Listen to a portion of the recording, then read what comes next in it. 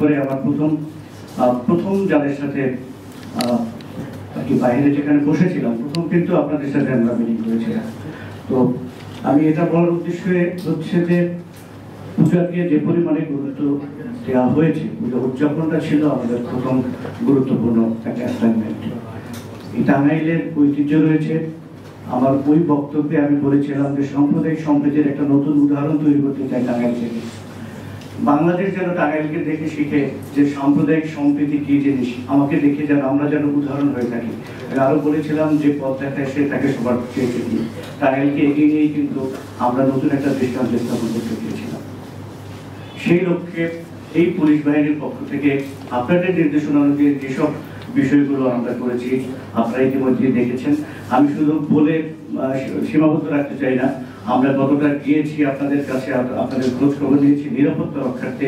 প্রাক পূজাকালীন যে সকল নিরাপত্তা রক্ষা করা প্রয়োজন সেগুলোর ক্ষেত্রে আপনারা আন্তরিক কিনা সেই বিচারের দায়িত্ব আপনাদের।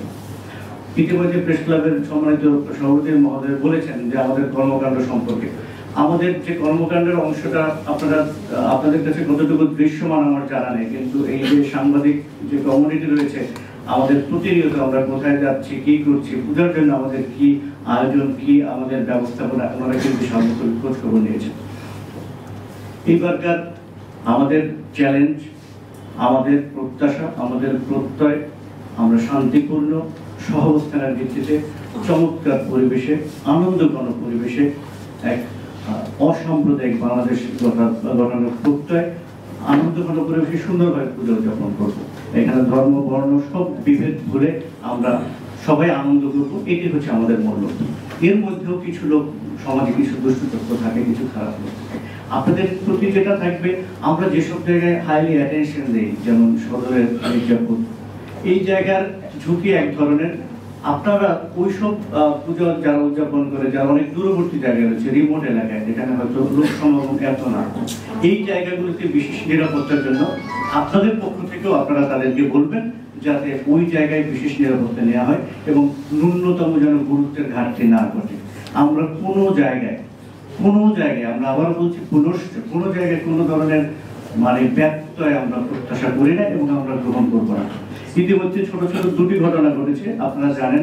বাংলাদেশের কোথায় কি হয়েছে জানেন, টাঙ্গাইলে কিন্তু দুটি ঘটনাই আমরা গ্রেফতার করেছি এবং আইনের হাতে সোপর্দ করেছি। একমাত্র যদি দৃষ্টান্ত বলতে পারি, আমরা টাঙ্গাইলেই বলবো যে বিচারের জন্য আমরা সোপর্দ করেছি। এটা আমাদের জিরো টলারেন্স। পূজার ক্ষেত্রে কেউ যদি ন্যূনতম কোনো ধরনের খারাপ কিছু করার চিন্তা ভাবনা করে, আমরা বলে দিচ্ছি পুলিশের পক্ষ থেকে তাকে সর্বোচ্চ পরিমাণ শাস্তির সম্মুখীন আমরা আইনের হাতে সুপর্দ করবো। আইন অনুযায়ী, বাংলাদেশের আইন অনুযায়ী তার বিরুদ্ধে ব্যবস্থা গ্রহণ করা হবে। অতএব আপনাদের আমি আত্মবিশ্বাসের সাথে বলতে চাই, আমরা সবাই একই আত্মবিশ্বাসে বলে আমি বলতে চাই, আমরা সবাই একতাবদ্ধ। এই দুষ্ট চক্র খুব কম লোক, আমরা যদি আরো বেশি একতাবদ্ধ হই তাদের খুঁজেও পাওয়া যাবে না। এবং এই ধরনের চিন্তা কোনোদিন যেন কেউ না করে, সেই লক্ষ্যে যা করার আমরা চাই করবো ইনশাআল্লাহ। আমরা সবাই মিলে মিশে এবারকে আমরা আপনাদের মধ্যে অনেকে দেখছি এখানে কাজ করে যে কি হবে বলে কিছু নেই। বাংলাদেশের নাগরিক আপনি, এই বাংলাদেশ হিন্দু মুসলমান সকলের, এই বাংলাদেশ কোনো বিশেষ সম্প্রদায়ের বাংলাদেশ না, আমাদের সকলের বাংলাদেশ। সবাই মিলে মিশে থাকবো। এই বাংলাদেশে পূজা উদযাপন নিয়ে চিন্তা করার যেন কোনো বিশেষ না হয়, কখনোই যেন কোনো বছর চিন্তা করতে না হয়, সেই দৃষ্টান্ত আমরা টাঙ্গাইল থেকে শুরু করবো। আমরা সবাইকে সহায়তা করব এবং নিরাপত্তা বাহিনী থেকে শুরু করে সমাজের সর্বস্তরে আমরা একতার দৃষ্টান্ত স্থাপন করে টাঙ্গাইলকে আমরা আদর্শ টাঙ্গাইল হিসেবে বলতে চাই। সবাইকে ধন্যবাদ।